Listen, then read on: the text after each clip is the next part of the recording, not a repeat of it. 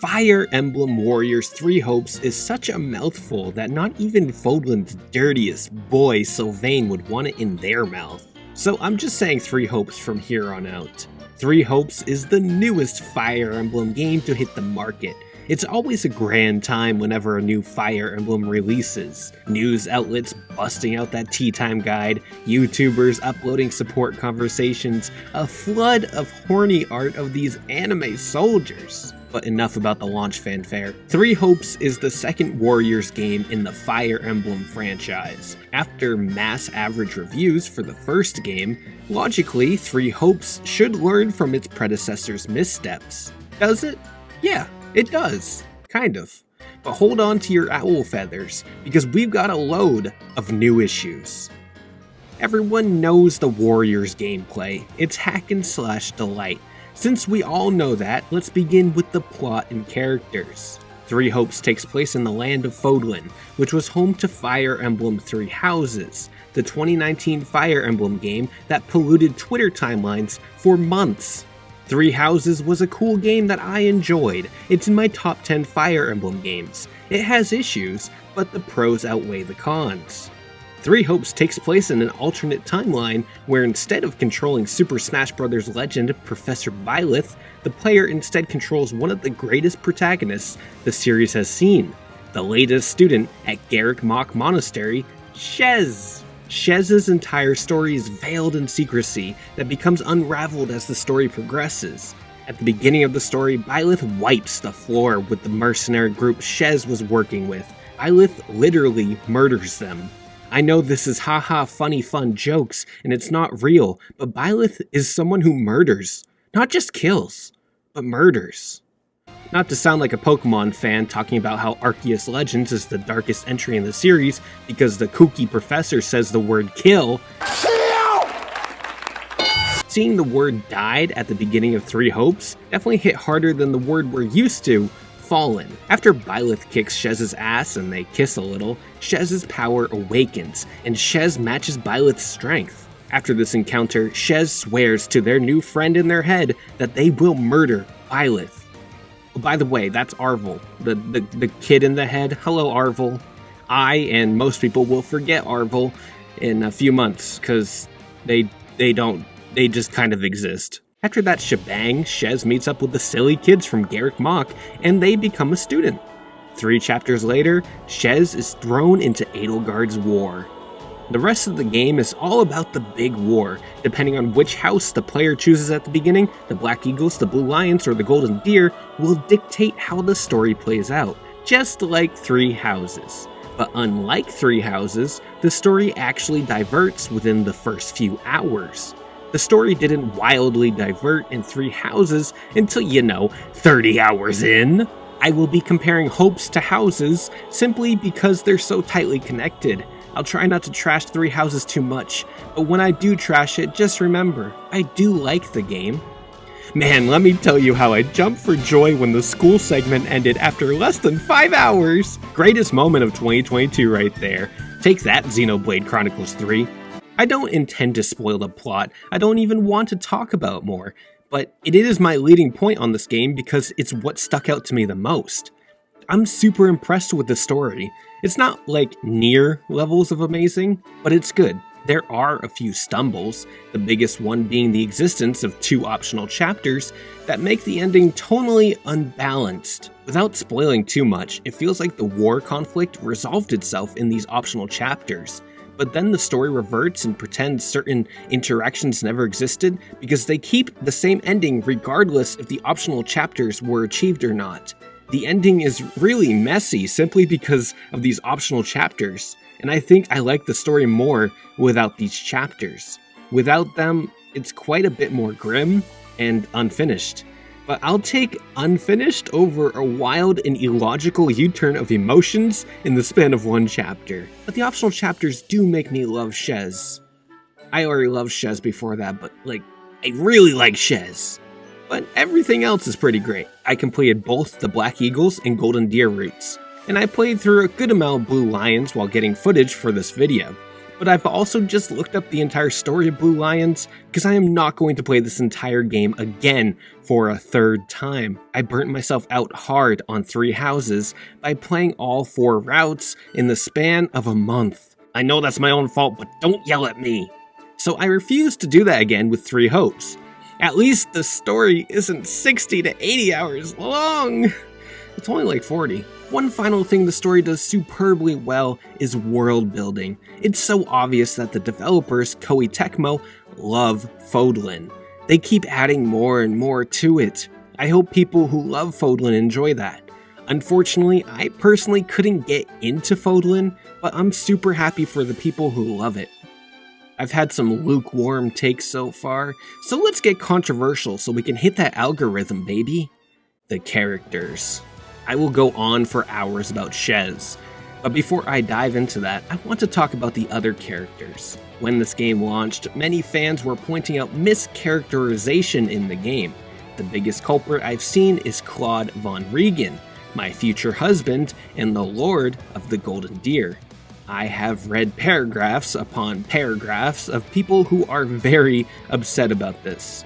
So he may be mischaracterized, but he's such a better character in this game.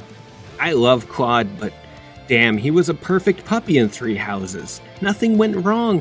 I mean, he followed Rhea for some reason, which feels out of line for him to begin with. In 3 Hopes, he actually has flaws. He messes up. He actually schemes, and most go according to plan, but not all, which is reality. Claude is flawed. Finally. If you call this character assassination or mischaracterization, well, maybe you're right. I didn't read every single damn support in 3 houses, hell no. But God, he's an infinitely better character because of it. I love Claude. Fear the deer for life, baby! There are so many other characters that I feel got a well-deserved spotlight. Let's start with my biggest surprise, Lawrence of Golden Deer. I did not like him in 3 houses. I loved him in 3 Hopes. A lot, even with his stupid haircut. I love him, he's great. Ignatz of Golden Deer. He is a lot more interesting. I never disliked him, but I was pretty neutral on him. Now, I have adopted him. I make him breakfast every morning, and I buy him art supplies. I love him. Ferdinand von Ayer of Black Eagles. My king, my everything, arguably the most interesting character in all of 3 Hopes. My word! They made his story so tragic and intense. Oh my boy, I love you! I also kind of liked Bernadetta from Black Eagles. Quite a bit more, but don't tell anyone. He'll ruin my reputation. And Sylvain of Blue Lions, he gets everything he deserves in this game. Kind of. Kisses to him, many kisses. And he's bisexual now? Oh, I mean, honestly, this entire game is so progressive and everyone is just bisexual, it seems like. Shamir out here getting chased by an ex-girlfriend, Sylvain flirting with Yuri, Ignatz getting flustered by male Shez. It's great. But at the same time, it's kind of upsetting that the most publicly and openly gay Fire Emblem game is the one Fire Emblem game in years where the player can't S support. It's a small thing, but for me, it does sour this victory for the LGBT just a little bit. Still, it's super welcome and awesome. Keep it up. I haven't felt this much gay since I ate Fruity Pebbles. The best part about 3 Hopes characters are the ones that actually showed up this time. In 3 houses, they reference a million different characters, like Bernadetta's dad, Caspar's dad, Linhardt's dad, so many dads, Hilda's brother, but you never actually saw them. And now we finally get to see them in 3 Hopes. Just putting a face to the name does so much for world building. I'm so glad they included these characters. One character who finally gets her time to shine is the one, the only, Monica von Ox. She has also been the topic of controversy as well. Monica is obsessed with Edelgard, putting it lightly. She talks about you so much, in fact, I'm more than a little sick of hearing your name. Oh, gay forehead. I love this little lesbian and her bisexual partner, but she's just another obsession archetype character, and that's kind of disappointing. But I don't despise her like so many seem to. Her voice acting is great though. Honestly, as expected, everyone's voice acting is great. Almost everyone has returned from Three Houses, excluding Brad Van Abel, who voiced Costas, and Nadir because he passed away unfortunately. And as great as it is to hear Ferdinand von Aegir proudly exclaiming his name, it also hurts because his voice actor, Billy Kometz, has recently passed away too. It's sad, but I'm happy he was able to voice Ferdinand one final time because he had expressed so many times how much he loved this red-headed beautiful boy, and he got the chance to do this boy so much justice. Have I mentioned how good Ferdinand is in this game? Like, his story is so good! So the voice acting slaps. My personal favorite voice acting came from the biggest new face to the series, Shez, who just happens to be my favorite character in the entire game. Shez is the playable character, our purple-haired friend with a child in their head, par for the course of Fodlan protagonists at this point. But Shez feels different. They feel like they have a personality, they have a clear goal, they speak, take that, Byleth, words! Shez and Byleth are rivals, and playing as Shez feels like playing as the rival character. I feel like I'm Gary Oak for the first time, rather than Ash Ketchum, because I've spent the past 3 years picturing Byleth as the protagonist. Gary was here! Loser! Oh, that Gary! It's such an excellent dynamic that I can't say I've ever felt in a game before. When Shez was first revealed, I was pretty put off by their appearance.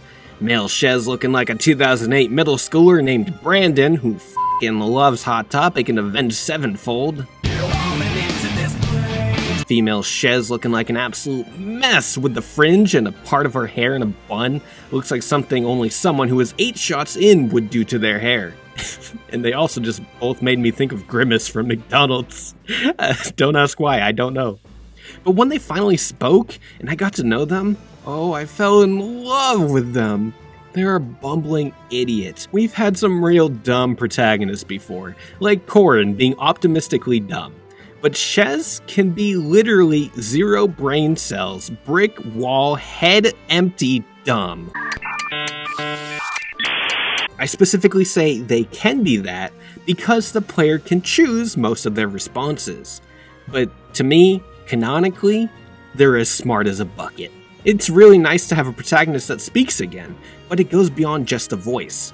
Shez isn't super tied to the main conflict, and that's why I like them so much. Fire Emblem Awakening and Fate's story is tied deeply to Robin and Corrin respectively. Three Hopes doesn't feel tied to Shez. Shez has chapters dedicated to them, but it's not the main conflict. I like that. I've always wanted that. It's why I've always preferred Chris to all the other Avatar characters in Fire Emblem. Chris was just a side character who played a role in the story, but wasn't the main attraction. And of course, previously, Byleth didn't talk. Byleth in this game is surprisingly very interesting as well, because they're actually voiced! It's so weird and exciting to hear her voice come from Byleth. Sure, they still sound like an emotionless corpse, because, I mean, that's kind of what they are, but it's so much better than their stupid quiet stare they had in Three Houses. Stop looking at me. Stop it. Stop.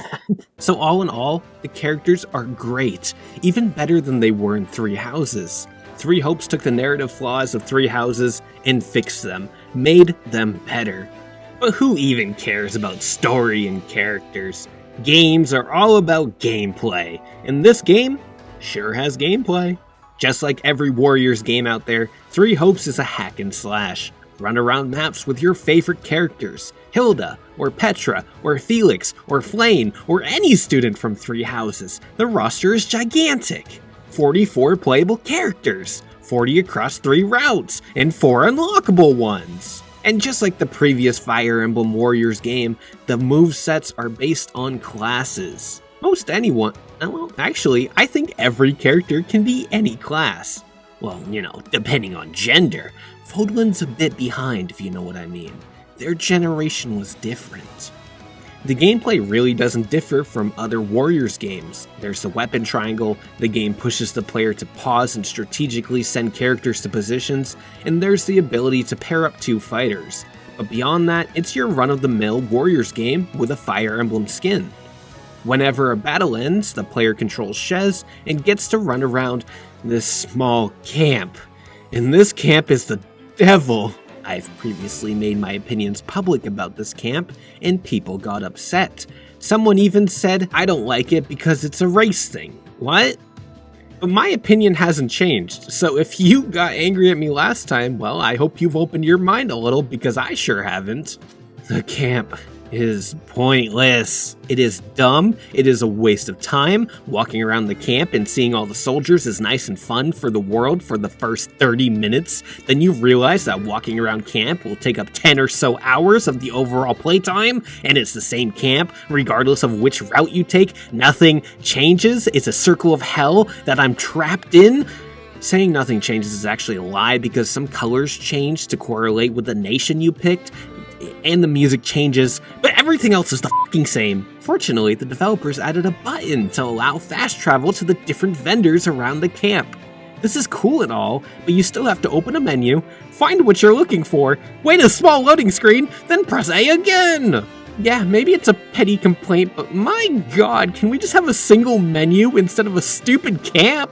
I wish the developers took out the whole camp system and took those resources and used it to make another map or two, or something more useful. There's actually a point later in the game, in one of the optional chapters, where all these vendors are in a single menu with 0 loading times, and boy, it made me even more upset that they didn't use it as the main template, or even just as an optional template. Why? Exploration and tactical RPGs is a sensitive topic for me, I don't know if you could tell. One of my first games ever was Shining Force, a tactical RPG for the Sega Genesis. That game had exploration down perfectly. So many different towns, so many different characters, so many different maps. Everything was so different from chapter to chapter, and that was all over the span of a 20-hour game. So when I jump into a 100-hour tactical RPG with an exploration element and it's the same fucking area for 100 hours, I check back into therapy. And let me tell you, my therapist is sick and tired of me bringing this shit up every week. So either stop adding exploration to your fucking game and make it a damn menu instead, or make it so the player can explore something other than one fucking monastery or base camp for 100 fucking hours. I like this game a lot. It's just the repetition that kills me. Warriors combat has been noted as one of the most repetitious gameplay styles out there, but ever since Hyrule Warriors Age of Calamity, it has clicked with me. I don't get bored by it anymore. But when things outside of the combat grind is repetitive, I get a little grouchy. Not to get too religious here, but let's talk about missions. On the world map of Three Hopes, which is a very cool interactive battle map, there are side missions that are obligatory in the first playthrough. Each map is the same. It's a 7-minute skirmish, where the player hacks and slashes their way through one of 3 different missions, on one of 5 different maps. This happens at least 4 times per chapter. At least. At first, I was cool with this, some fun side missions to break up the big and exciting story moments. But damn, these kinda suck? It says a lot when New Game Plus allows the player to buy items to skip these side missions. Why aren't these items that allow the player to skip these missions available immediately? Were the developers afraid of people being underleveled? Well, that's their own damn fault if they choose to use this item. The side missions are just boring and repetitive. What makes everything even more repetitive is that this game took from 3 houses and said, what if we only had, 6 maps, and we just reused them? Thankfully, they can get away with reusing maps a bit more in this game because it's way less integral to the gameplay of a Warriors game compared to a tactical RPG. But still, there are so few maps, and it's aggravating. Every time there's a castle, it's the same castle map. Every time there's a cave area, it's the same lava map.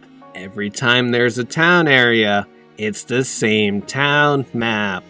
Like I said, it doesn't bother me as much as it did in 3 houses, but it still bothers me. This doesn't happen exclusively in the side missions, it happens in the story chapters too, which sucks to Dew's fat cosmos flowers. But the story chapters are the highlight of the game. The maps are large, maybe too large at times, and it feels like a true battle in a war.